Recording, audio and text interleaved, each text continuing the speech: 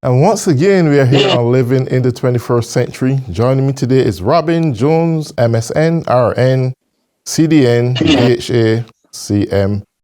Nurse Jones, it's a pleasure to have you on the show today. There's so much to talk about. You are a nurse in the day and you are a producer at night. Yes. What a busy combination. Yes, it is. It's an amazing combination, and people really are amazed how film and nursing marry well together. So it's an exciting combination for me. Yes, one thing that really caught my attention in your video is how compassionate you as nurses are working around COVID victims, exhibiting that professionalism, a smile on the face, despite of the dangers that you are faced with, the dangers that could predetermine your death in a matter of weeks, but you still holding a smiling face. Tell me what that is really like, to be there in the presence of death. You know these people are going to die, and there's nothing that you all can do about it. It doesn't matter what. This is a little bit different than the normal nurse job or even a doctor's job. How do this really resonate within that compassionate side of a human being to another? That's an awesome question that you're asking. And it's very hard to answer because as nurses and working in the healthcare field, we've always had a plan of care, so to speak, the answer. So if someone comes in with high blood pressure, diabetes, a cancer diagnosis, we have treatments that have proven to work and help, make the treatment as far as solving the problem. In some diseases, as you know, we're still in the scientific phase of trying to, cure those diseases such as cancer. But when COVID came along, it was totally devastating for the healthcare field, also the country, and we wasn't prepared for it. So as nurses, and doctors, you take an oath to do no harm. We go in with the best intentions to try and educate and treat patients and, ultimately send them to rehab or send them home. So when COVID came about, it happened so fast, we were in the treatment mode. As far as the mental health piece, as you know, it hit America in the middle of it. You didn't realize the trauma, the impact it had on us mentally until we got midway through it. That's why there's been so many programs implemented, meditation, yoga, all kind of counseling's been set up for people because even working from home, it's been traumatic for people. But as a nurse going in, I can honestly say from talking to a majority of healthcare providers, they never at any point felt like we didn't have a handle on this as far as the cure was coming. But as time went on and the numbers went up, this is a whole new arena for the healthcare team because nurses have died, physicians have died, many patients and frontline workers in the grocery store and different specialties have died as well. So it's very hard to go to work every day. Not that you don't want to go, because you hoping this day might be the day that the cure is found. Right. So you want to be on the pulse of that and you want to be contributing to that. And that's why so many healthcare workers that can continue to work have worked the whole tour. And we've had others that have gotten sick, some that mentally cannot handle this capacity because we're not getting the counseling that maybe other professions are getting because there is no time for a lot. I want to pause there for 3 seconds just to show what's really going on in the backgrounds of this COVID-19.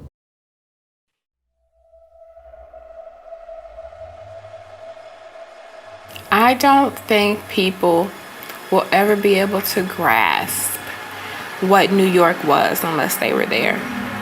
To walk down the ER and see stretchers in the hallways,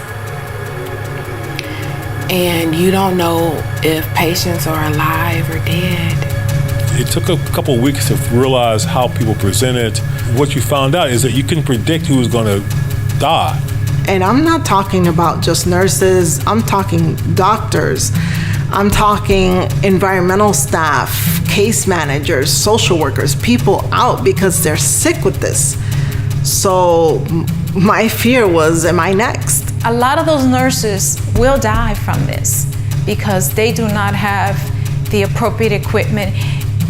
And then came wow, we were the most trusted profession. We thought we were the most loved as well. For Black people, two pandemics collided. On May 25th, 2020, the Minneapolis police officer Derek Chauvin killed George Floyd. All of this stuff has been going on for decades. The only difference is that it's being filmed. It is very difficult to deal with the pandemic and the Black Lives Matter movement. Ahmaud Arbery, Breonna Taylor, George Floyd. We've all had to face the difficulties that led up to this movement. People do not realize how mentally and physically exhausting the profession is. Mental health for me right now is hidden behind a smile and a happy face. I'm quick to tell people, oh, you need to go see somebody. You know, they got medication for that. And meanwhile, I'm sitting here suffering in silence.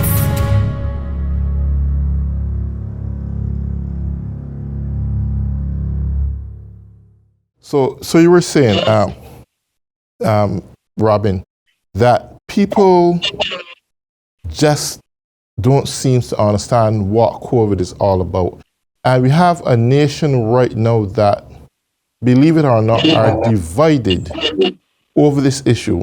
There are parents who don't want the kids wearing masks because they believe they deserve to wear masks. It's not the right thing to do. There are those who have the political and some of the evangelical beliefs that wearing a mask is the wrong thing. They wasn't born to wear a mask. And you have half the nation is for the vaccine and is cooperating and taking the vaccines. And we have another half, which I believe because of political interference from the get-go, is behind the whole concept that they shouldn't wear a mask. People in the Caribbean nations, and this is a fact, refuse to take the mask because it's going to mess with their mental DNA, and they believe it's a conspiracy. So they don't even believe the virus is real, even though people are there dying with the same virus. And this is a bad place to be in. Even the Prime Minister in St. Vincent had his head cracked open, his skull cracked open, because he wanted to make it mandatory that everyone wears a mask.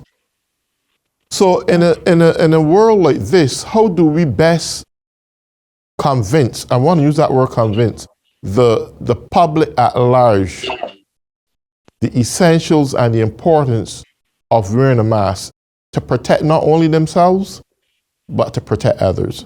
What is your view on that, nurse?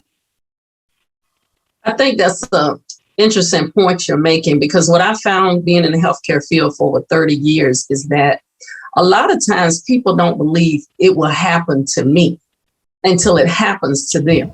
Even when you think about diabetes and high blood pressure, people will eat and drink and do the things they want to do. And once they get diabetes, you go through this denial. And it's like education has been there for years, but you may have taken the stance that it's not going to happen to me, or that only happens to older people, or it only happens to Black people.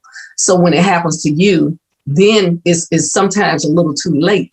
And I think what I've seen in the COVID arena is some of the same attitudes and mentality. Some people are strictly against the vaccination. They don't want to wear a mask. They don't feel like you need to be cleaning up behind yourself because they haven't been doing it and they haven't gotten sick. But then when they do get sick, or a family member gets sick and actually dies, then they want their vaccination right now. And we've even had people within the ICU environment and in the hospital that want their vaccination right now. Now I want my vaccination right now. And it's like, you have got to get better first before you can have your vaccination now. We got to go through this process now.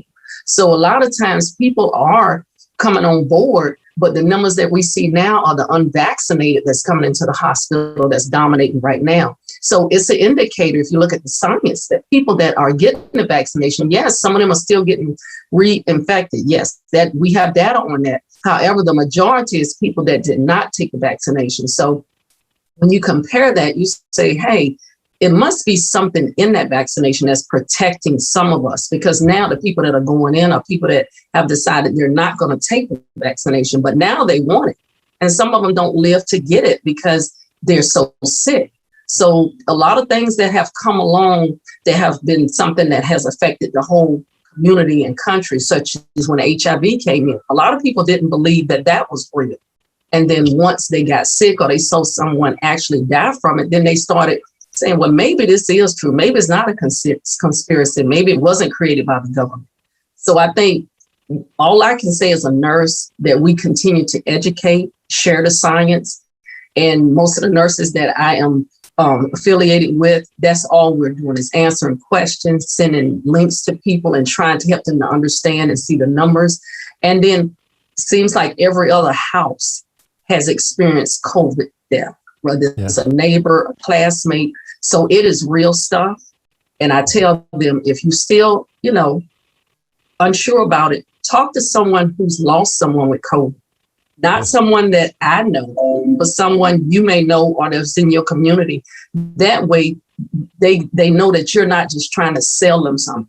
Right. My job is just to help educate people, because it will sooner or later, you will have to deal with this if you don't protect them. Right. Rumor would have also have it that in the hospitals, it was this imbalance when it comes to ventilators, that some people were privileged and other minorities were not privileged to have access to ventilators. Like it was some kind of preferential treatment of whom should go on a ventilator and those who shouldn't have access to it. What is your look dealing with COVID patients one-on-one?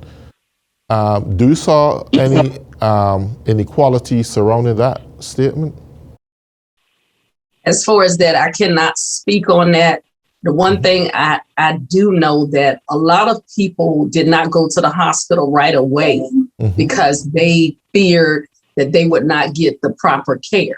So sometime when people did go to the hospital, some hospitals were so full, you could not even get admitted there. They pretty much would send you back home, or they would send you to another area where there was hospitals that had the equipment that you needed. As far as, a bias in that, I don't have any data on that. Okay, were there any particular class of people who had that fear that if they go to the hospitals, they would not have fair access to equipment? Is there any specific race or anything like that? I feel like more African American, especially everything hit when Black Lives Matters hit as well. We had COVID. And so we as a people, we were afraid that we would not be treated equal. And people that might be on transplant and have different kind of, they're going to be organ donors. They were afraid that maybe they wouldn't do everything for them, and so with all the discrimination in the country, those are things that are real to people. And they're like, I'm going to stay home as long as I can. But then when they got really sick, it was really bad. But I'm glad you touched that, because in your video, you had mentioned that it was a struggle dealing with the George Floyd's case and COVID. It was like everything just came down on one, surrounding the inequities of the minorities. And it was a difficult time, a different period that you were going through, or nurses were going through, matter of fact. How difficult was it seeing the unfair treatment of massacres towards Black people, not just George George Floyd's case, because this is just a needle in the haystack. This is something that happened continuously. But Absolutely. if not for the goodness of cameras, it just gets swept under the carpet and goes unnoticed. A next black person die, and that's it. Nothing Right. comes out of it. His case actually popped the eyes open to the world at large, right? And it's still going on, but they're all playing it down, right? But with that ton of weight coming down of,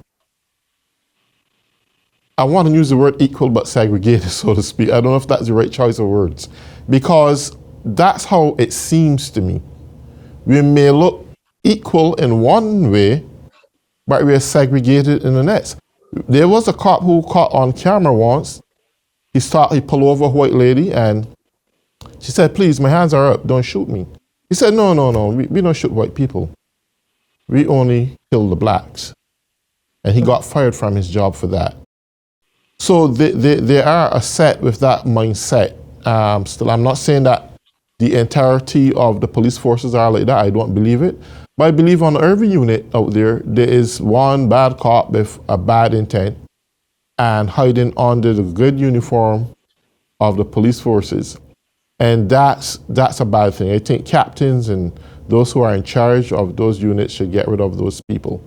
But getting back to my question, how complicated it really was to deal with that, because this is a lot going on.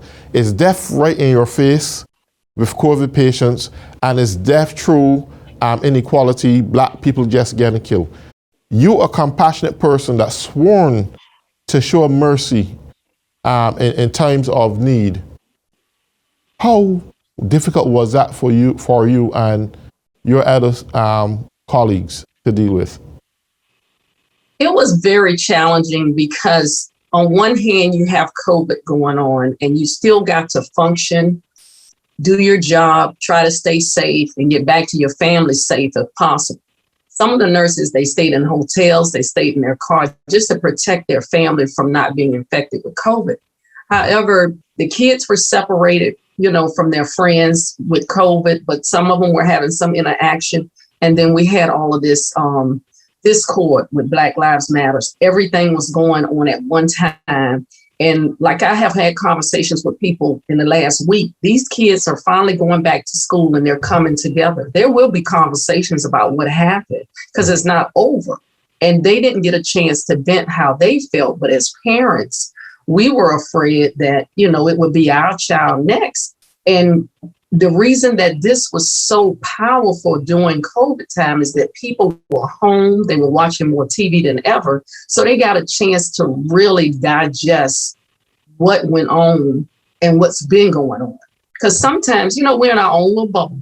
We're taking care of our kids, we're taking care of our parents, we're married, and we don't have a lot of time to digest stuff. We just hear bits and pieces. That's correct. But having the opportunity to be working from home, and people, even the kids were home, they saw it. So therefore, it really resonated, not with just African Americans, but everybody. And that's why the marches were so powerful when you saw all races coming together saying, this is not Beautiful. right. Yeah, this is not fair.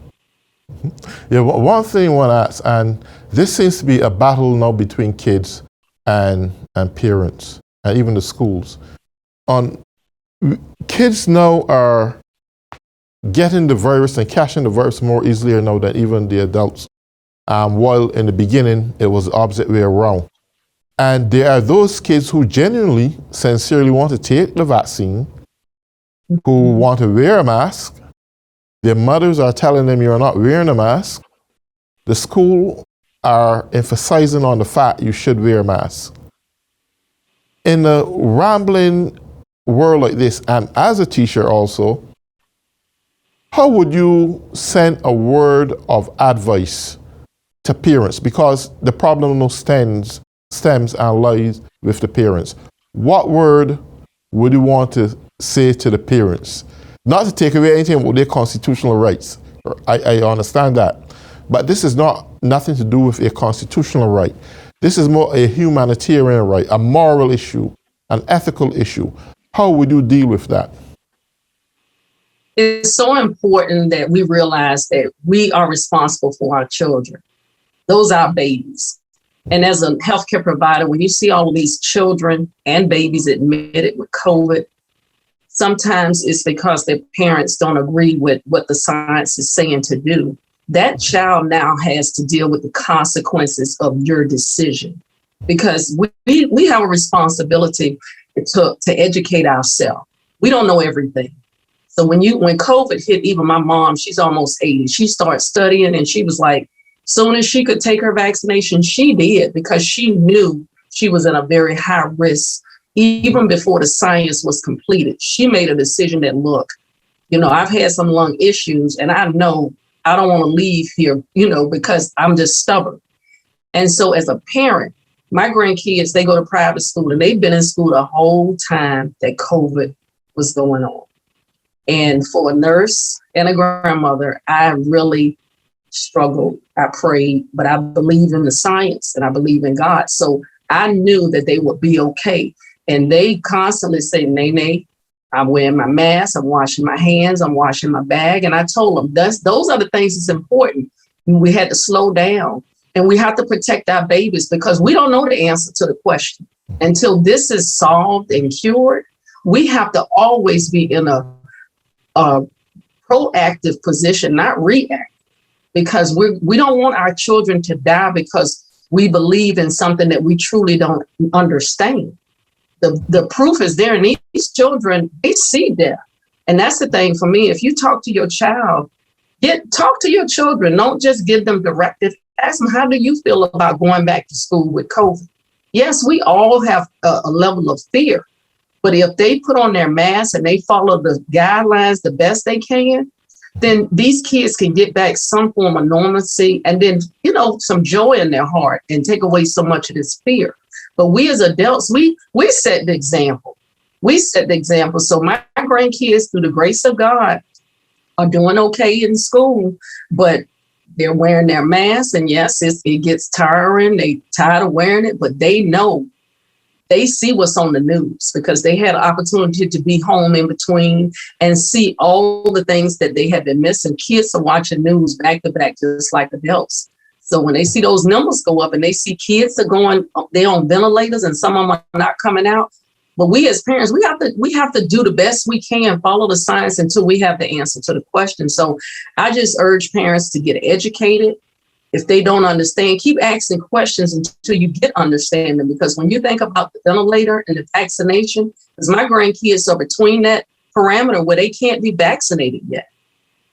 So, that's scary for me, but I trust science that sooner or later they're going to say, it's your turn, and then we'll be ready to get them vaccinated. And just understanding that with anything that we take, you may have some side effects. I understand that. It's like if you take a Tylenol, or you take your insulin for your diabetes, or you take your blood pressure medicine, there are going to be some side effects. But you have to look at the benefits that outweigh, all the disease itself. So it's just important to look at the benefits of this vaccination, and then look at the numbers now. So I just want parents to be parents, because if anything happened to these kids, they look at the parents and say, why was your child out at 3 a.m?